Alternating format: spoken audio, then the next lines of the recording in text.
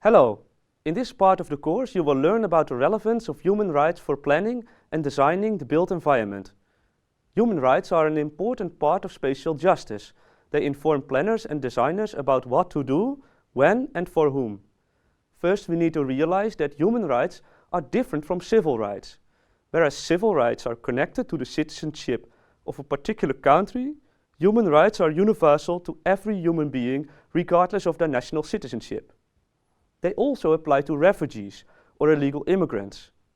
Governments, social groups, businesses and individuals should never deny somebody's human rights. Human rights are enshrined in the Universal Declaration of Human Rights from 1948.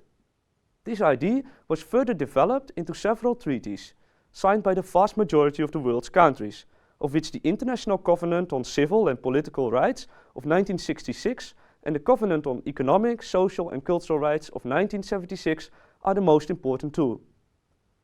Sometimes human rights are connected to spatial planning, in particular when it comes to property, shelter and basic infrastructure. These documents also shed light on the relationship between governments and citizens. They therefore contain food for thought for urban planners who often find themselves working for, with and sometimes against governments. Legal philosophers often divide human rights into two categories: negative and positive rights. Negative rights are called negative because they demand a passive role of the government, whereas positive rights demand the opposite, an active role of the government. An example of a negative right is Article 17 of the Universal Declaration of Human Rights, which states that everybody has the right to own property alone as well as in association with others, and no one shall be arbitrarily deprived of his property. This negative human rights asks of government to refrain from doing something, namely not evicting people from their property without fair compensation. Planning projects, usually with noble ambitions, can sometimes go at the expense of individuals' rights, especially when they target the urban poor. Respecting the negative rights of citizens means that governments, and also planners working for them, exercise restraint when necessary. The major difference between negative and positive rights is that positive rights demand an active role of governments. This means that governments must take action to provide citizens access to basic rights such as access to shelter, nourishment, education and so on. With regard to housing, Article 25 of the Universal Declaration of Human Rights states that everybody has the right to a standard of living, adequate for the health and well-being of himself and of his family, including food, clothing, housing and medical care, or other lack of livelihood in the circumstances beyond his control.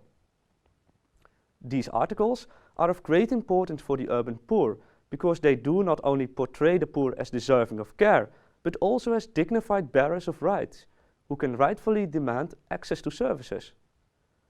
It means that those deprived of, let's say, housing, are no longer victims relying on the kindness of charities or the goodwill of the state. They instead have the right to adequate shelter and are therefore empowered to demand it from the authorities.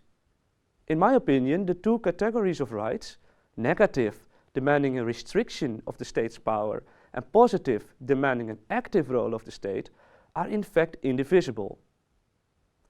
Now, some libertarian thinkers, however, have opposed the legitimacy of positive rights because they fear that it would open the door to statism.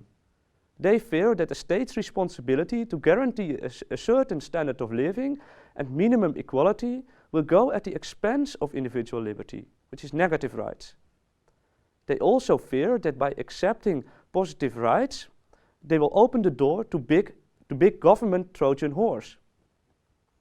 But consider the consequence of this idea.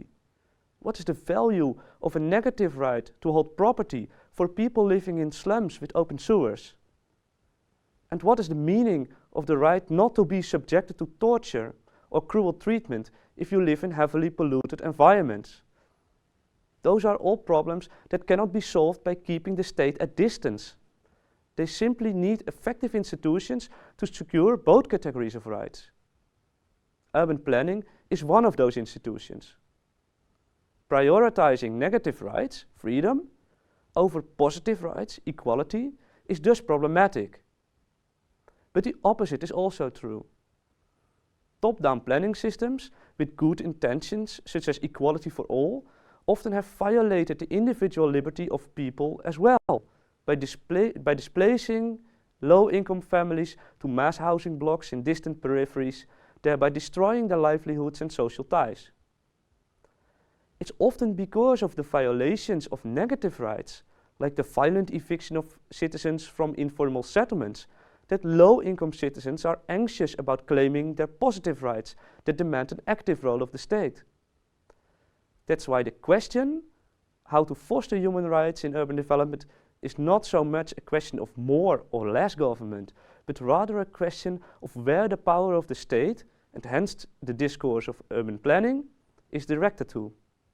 We can understand human rights as a framework in order to protect individual freedom, while simultaneously encouraging governments to take up a proactive role to stimulate equality in the built environment.